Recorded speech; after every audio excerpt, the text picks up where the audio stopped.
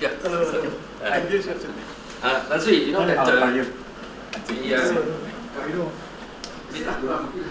actually these arbitrators, they have gone from countries to countries in Europe. Do these countries, Luxembourg, France, and Spain, do they even have any basis or any reasons to provide these hearings to these arbitrators? Well, in my opinion, no, because as I said, they started off without an arbitration clause. There must be an agreement to arbitrate, which there isn't in the 1878 deed. So, absent an arbitration agreement, the arbitration process should not have started in Spain. But of course, in Spain, we have sorted that out because Spain has set it all aside.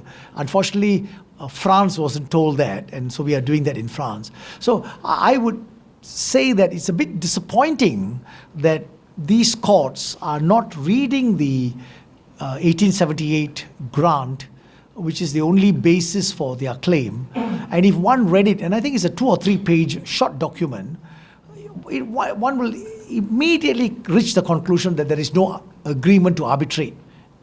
So if there is no arbitration agreement, that should have been the end of the matter. So it's quite disappointing that these courts did not do what I would call an elementary checklist. So in short, Mr. Asri, these courts should not even have bothered to give any time to these kind of applications. Yes, they should have, in my view, they should have dismissed the ex parte applications at their onset. Because, as I said, the 1878 agreement cannot be interpreted in any other way. There is no ambiguity pointing towards Spain or France.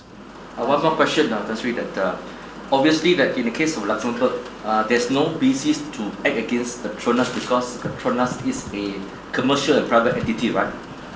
That's correct, yeah. And I think Petronas would know how to look after its own assets.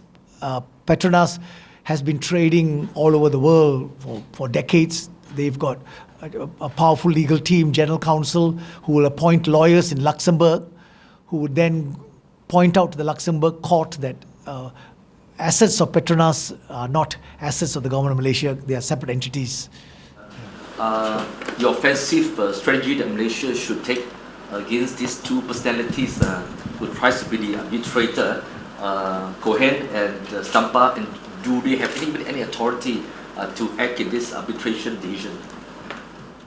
Well, in order to prevent the continuous foreign shopping, because as you know, they started in Spain, and then they went to France, and then they went to Luxembourg.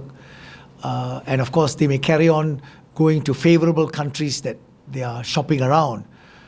So that is the problem, and we want to overcome that problem. To prevent that problem, what we have to do, Malaysia has to do, is to apply to the courts of their own nations. So taking Cohen first, although he's an American, we know that he practices in England. So what I suggest, as I said in my note the other day, is for Malaysia to appoint top-class barristers in London to advise them on whether Malaysia can go on the offensive by going for a contempt order or some other orders which have sanctions on Paul Cohen personally, what we call the in personam orders, whereby if the English court is satisfied with Malaysia's argument, then the Court of England can order Cohen, and of course Cohen is subject to the courts of England, not to file any more proceedings in any other countries. And if he does, then he would be liable for contempt in the courts of England. So that's step number one.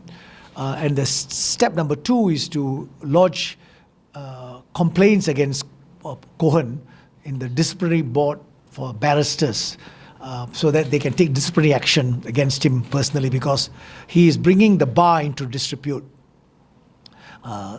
So both those things could be done in England. And similarly for Stampa in Spain, the courts again exactly the same. You can go to the courts of Spain, and hopefully the courts of Spain are pretty angry with him because he has disobeyed their orders by moving to France and releasing the award after they had revoked his appointment. And then insofar as the disciplinary proceedings, I don't know whether there is a mechanism in Spain over the arbitrators. Again, we have to get advice from top barristers in Madrid on steps we can take on discipline.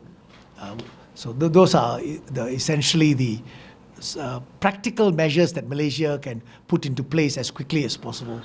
Okay, thank you. I must have an individual picture of you. Sorry.